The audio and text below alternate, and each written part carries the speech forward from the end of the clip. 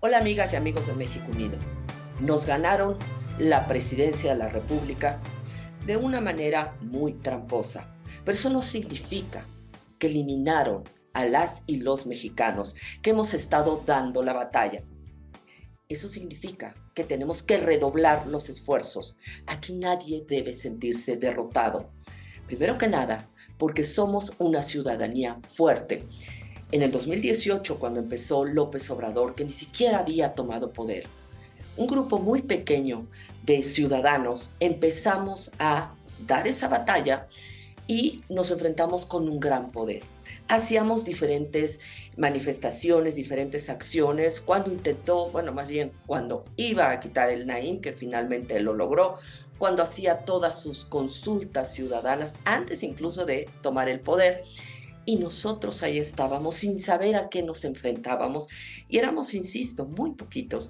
Ahora un gran triunfo es que somos millones, millones que tenemos que salir a luchar. México es nuestra casa y no tenemos otra y no nos vamos a ir de aquí. Lo que sí tenemos que hacer es cambiar la estrategia y aprender de nuestra derrota, hacer un análisis de qué hicimos bien, qué hicimos mal y qué tenemos que cambiar. Primero, una de las grandes reflexiones es no confiar en quienes no son parte del grupo. Pueden ser nuestros aliados, como son los partidos políticos de oposición, pero se nos olvidó construir identidad propia como ciudadanía, una agenda propia y crecer y dejarnos de ver el ombligo como lo hicimos en los últimos años. Nos confiamos que bastaba nada más con salir a gritar y dar consignas vestidos de rosa. No, señor, necesitamos salir de esta caja de resonancia y dejarnos de ver el ombligo. Necesitamos dejar de confiar en que los partidos políticos de oposición nos van a salvar. Ellos son un complemento, pero nosotros somos un brazo muy fuerte del equilibrio de poderes en México. No se desanimen, se vale sentirse con miedo, sentirse decepcionados y sobre todo muy tristes. Pero es justamente cuando en este momento de mayor incertidumbre, cuando se demuestra el valor de las y los mexicanos y esa valentía que siempre nos ha caracterizado en los momentos más difíciles. Lo mejor es que estamos juntos, es que estamos juntas, no como antes, créanme, no fue nada fácil. Pues bien, si les parece, comencemos con una reflexión de lo último que ha pasado, derivado de esta elección de Estado, con trampas y trampas y trampas brutales, pero no nada más el día de la jornada electoral. Se orquestó desde muchos años antes, donde López Obrador no estaba dispuesto a perder terreno. Y nosotros, creyendo que las amenazas venían del ejército, de los cárteles, pues no, venía desde el propio interior del INE. Vamos adelante. Ya sabemos que el panorama se pinta oscuro, pero está en nosotros el poder decidir qué tanto pensamos. Quedarnos en un ámbito de víctimas, lacerándonos, lamiéndonos las heridas, o pensamos como los triunfadores, como retos, tenemos retos por delante para salvar este país. Unámonos todas y todos y lo vamos a lograr. Es por eso que yo te invito a que te sumes a México Unido, una organización 100% ciudadana que llevamos trabajando desde el 2018 y cada vez somos más y ya tenemos presencia en todo el país. Necesitamos ahora ponernos de acuerdo y desarrollar todos esos liderazgos que están en todos los rincones del país para que podamos hacer esa estrategia donde aquí nadie es experto. Vamos a aprender todas y todos juntos. Pues bien, aquí en este link que ves abajo, te puedes sumar. Muchas gracias. Comenzamos. Por favor, hazle caso a tu incredulidad. No te dejes llevar por la esquizofrenizante explicación de los otros datos en el resultado electoral, donde argumentan que la gente estaba feliz. Sí, sabemos qué pasó. Pasmados, pero no tontos. Vamos a resistir. Sobre todo porque nos quieren vender la idea de que la gente estaba muy feliz con los programas sociales. Vamos a hacer una reflexión. ¿Ustedes creen que estaban felices los padres y madres que saben que sus hijos saldrán muy bien ideologizados, pero muy poco preparados? Todas esas madres y padres que saben que sus hijos pueden contagiarse de enfermedades ya erradicadas en el país porque ya no tienen la facilidad de que sus hijos puedan tener el mínimo de vacunas del cuadro básico. ¿Ustedes creen que la gente está feliz? Esa gente que fueron desplazados de sus hogares por el crimen organizado, esas casi 200,000 familias que perdieron en la violencia del crimen organizado algún familiar, el campo abandonado, los policías criminalizados y todos esos grupos que han sido hechos de lado, mujeres que han sido revictimizadas por un Estado que minimiza la violencia contra las mujeres, sobre todo con un gobierno que no toma las medidas para que vivamos en un ambiente de protección, siendo ellos un factor de riesgo que nos pone en total vulnerabilidad e indefensión. Yo no sé de dónde sacan esas cifras alegres donde dicen que las ayudas fueron suficientes para que la gente estuviera feliz. Es un hecho que fue una gran orquesta que fue fraguándose desde muchos años atrás. Y peor aún, es que no lo vimos venir. De ahí viene nuestra sorpresa porque nos manejaron cuentas alegres y generamos una expectativa de que íbamos a ganar. Pues no, lamentablemente dejamos de ver la realidad, escuchamos a personas que dizque hacían reflexiones como si fueran el oráculo y finalmente todos se equivocaron, aunado a millones de personas que decidieron venir, vender su voto, prostituir su futuro y hoy no saben la que les espera a ellos y también a nosotros. Pero no vamos a ceder. Nuestra democracia es una construcción que hemos hecho entre todas y todos. Aquí les voy a dejar un mensaje de Lorenzo Córdoba para que ustedes vean el camino que todavía queremos llevar y no vamos a ceder ante esta intentona de Morena de apropiarse del país. Hay quien pretende echar a doblar las campanas por la democracia y por el INE. A ellos creo que hay que decirles que guarden las palas, porque no son tiempos todavía de entierro. Va a venir una dura y ardua batalla jurídica en la que quienes estamos convencidos de que el sistema electoral que hemos construido, si bien es perfectible, es una conquista de todas y todos que una mayoría tiránica no nos puede arrebatar, como aquellas de las que hablaba Tocqueville, y que va a pasar por explotar todos los cauces jurídicos que estén al alcance de las ciudadanas, de los ciudadanos y de las instituciones, para que confiamos el día de mañana, a golpes de jurisprudencia, salvemos a nuestra democracia, esa construcción que no es de unos, es de todas y todos, y podamos en consecuencia seguir diciendo el día de mañana que en México seguimos construyendo cultura cívica y democracia y no que hayamos emprendido una ruta de regresión democrática, como lamentablemente ha ocurrido en muchos otros países, en otros lugares, en otras épocas. México tiene una enorme tarea y desafío histórico: preservar lo bueno de lo poco que hemos hecho bien en las últimas 3 décadas.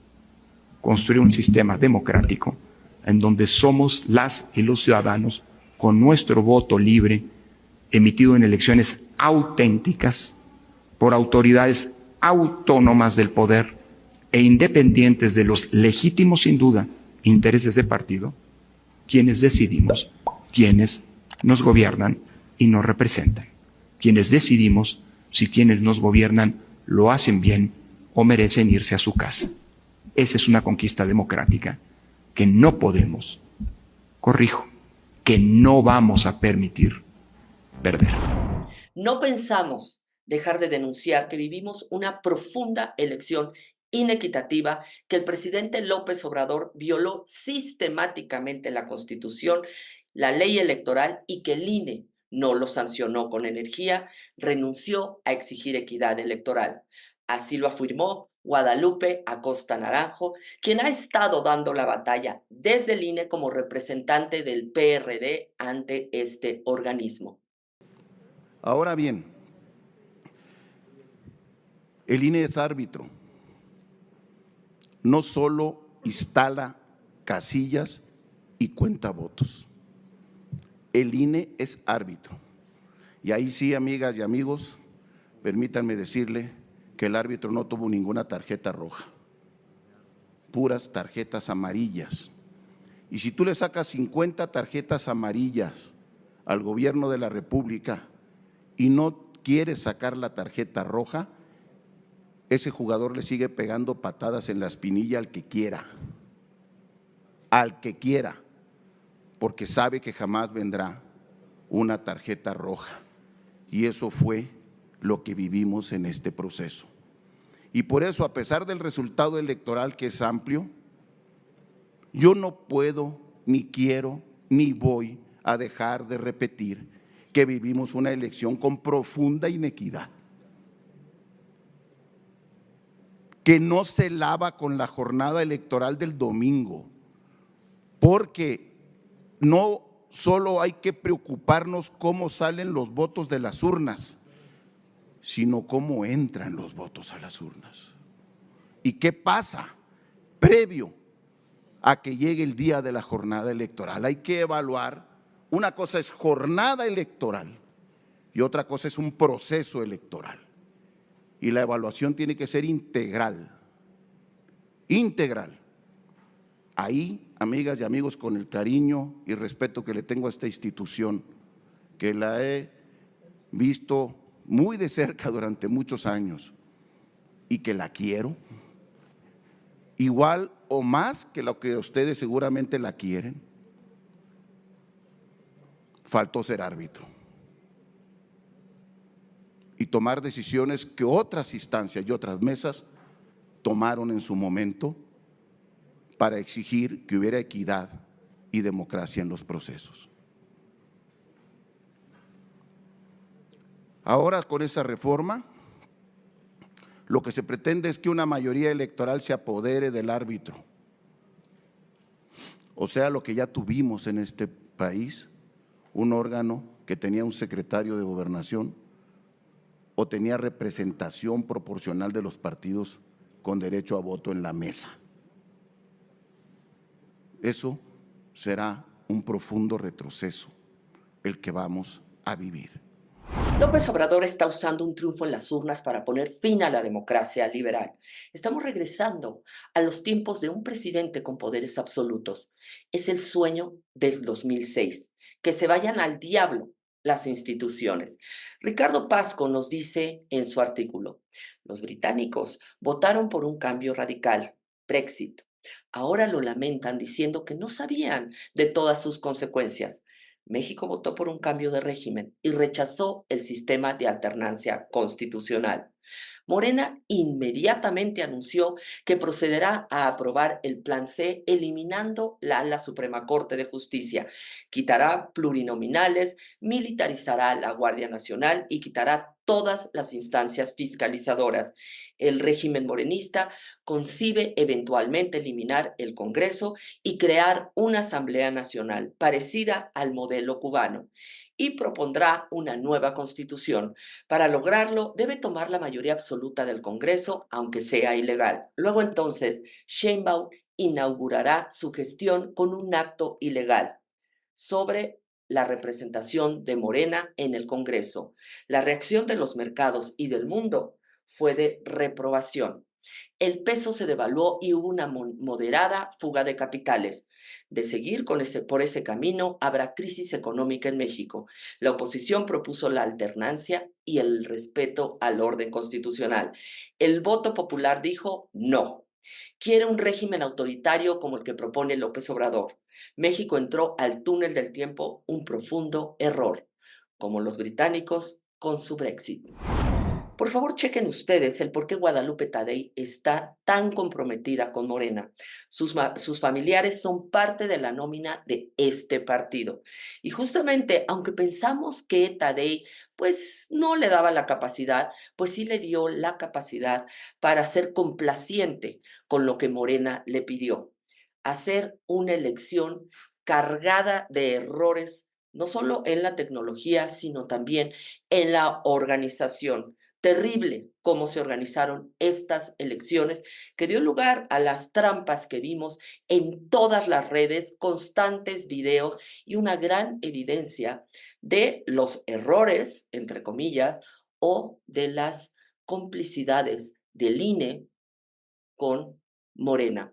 Y yo les quiero decir que estábamos contando los votos, un grupo de ciudadanos que hemos estado yendo estos días a contar los votos, y cuando me preguntaron los del INE, porque había un bonche de votos, me dice, por favor, estos ya los contamos, dennos un voto de confianza. Yo les dije, por supuesto que no. Justamente la desconfianza nos tiene aquí contando los votos, porque ustedes ya no son confiables. Un tipo del PT me dijo, por favor, si ustedes salieron a las calles a defender al INE. A lo que yo respondí, nosotros defendimos el INE que dirigía Lorenzo Córdoba, que nos daba una total confianza. El INE de Tadei tiene una muy lamentable desconfianza por parte de los ciudadanos, porque más de 10 de sus parientes trabajan con Morena. Y no solo eso, la hija de Guadalupe Tadei incluso es diputada de Morena. Miren, me están mandando aquí la familia de la presidenta del INE, Tadei, todas en la nómina del gobierno en Sonora.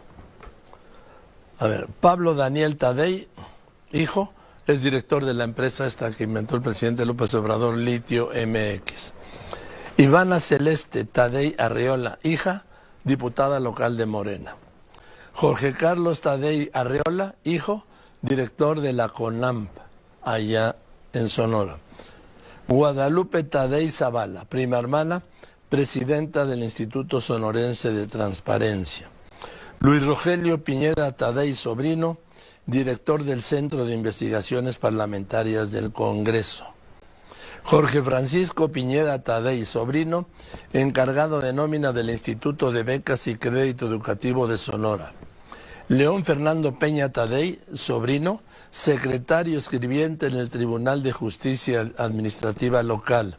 Este es el menos importante, secretario escribiente. Luis Alonso Tadei Torres, director general de Estudios y Proyectos del Instituto Sonorense de la Juventud. Álvaro Bracamonte Sierra, cuñado de la presidenta del INE, secretario de Gobierno de Sonora. ¿De qué lado está la señora Tadei?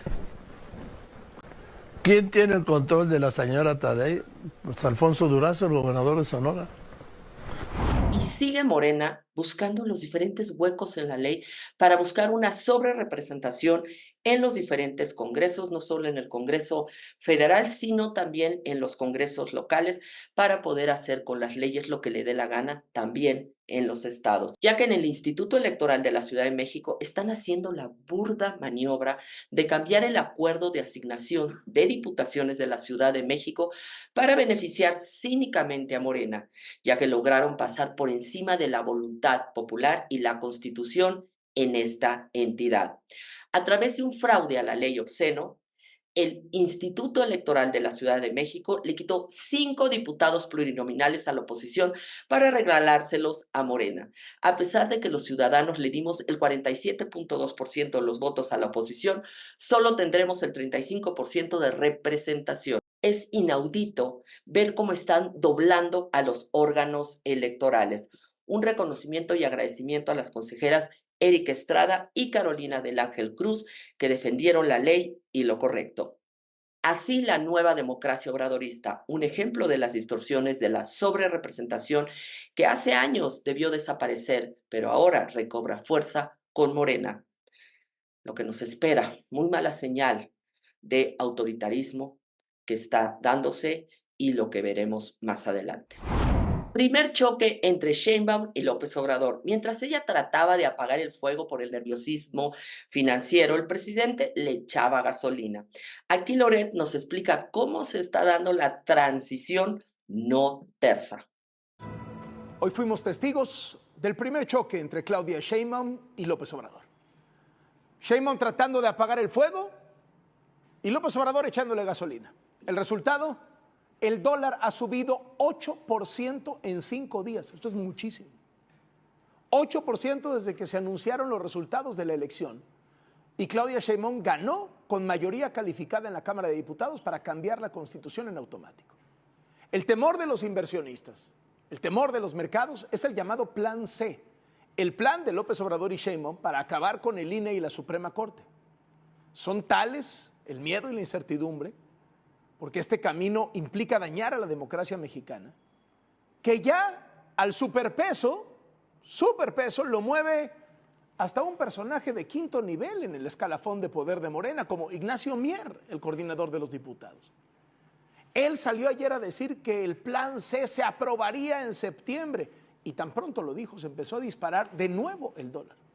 Tuvo que salir la virtual presidenta electa a apagar el fuego ayer por la noche, a decir que las cosas con calma, que se iba a discutir, que se va a informar al pueblo de qué se trata, que se van a hacer sesiones de parlamento abierto, a mostrarse hablando en inglés con las cabezas del Fondo Monetario Internacional, del Banco Mundial, de BlackRock, el fondo de inversión más grande del mundo, recordándoles que ella es una científica, como tratando de diferenciarse.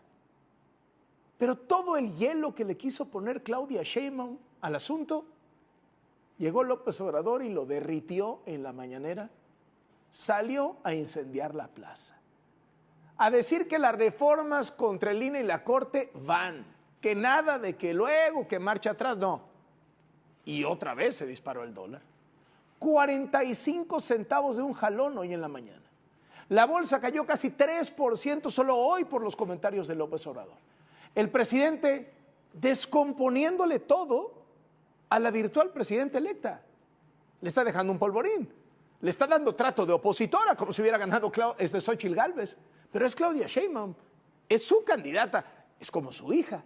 Y justo en este sentido, la bocota de un coordinador de la Cámara de Diputados en el Congreso de la Unión, Ignacio Mier, fue lo que hizo que los mercados empezaran a tener una inestabilidad y también el dólar empezara a subir.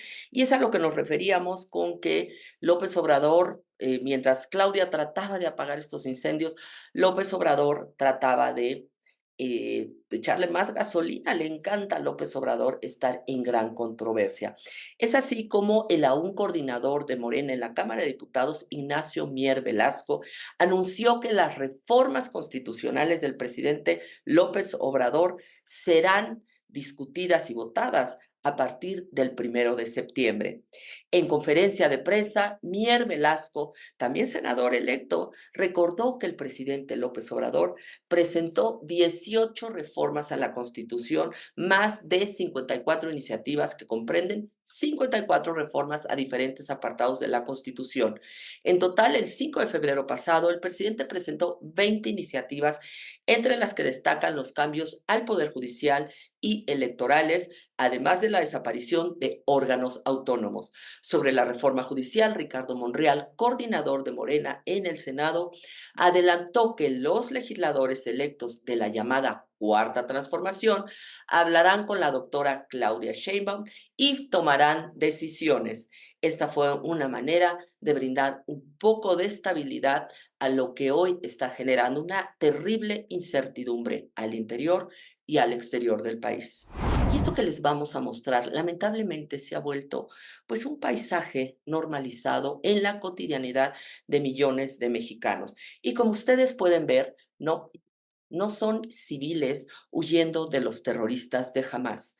Esto es México en el pueblo de Tila, Chiapas, bajo ataque del crimen organizado, porque el gobierno no hace más que enfrentar a los ciudadanos y no a los delincuentes. Pero esto no es tendencia porque nadie está hablando de esto. Más de 4,000 indígenas choles fueron desplazados por la violencia que azota a la localidad de Tila en el estado de Chiapas ante la presencia del grupo armado denominado Los Autónomos, quienes también son conocidos como Karma y la Fuerza Armada de Tila. Salieron de la antigua cabecera municipal de Tila, No nos esperábamos que saliera mucha gente. Sabíamos que iba a haber una evacuación como de 10 a 15 familias, nada más. Sin embargo, fueron camiones, camiones y más camiones de personas que llegaron. Así lo dijo Juan Núñez Cancino, delegado de Protección Civil de la región. Añadió que tan solo en la unidad deportiva de Petlalcingo alcanzaron a dar albergue a más de 3,000 indígenas desplazados de la sureña localidad.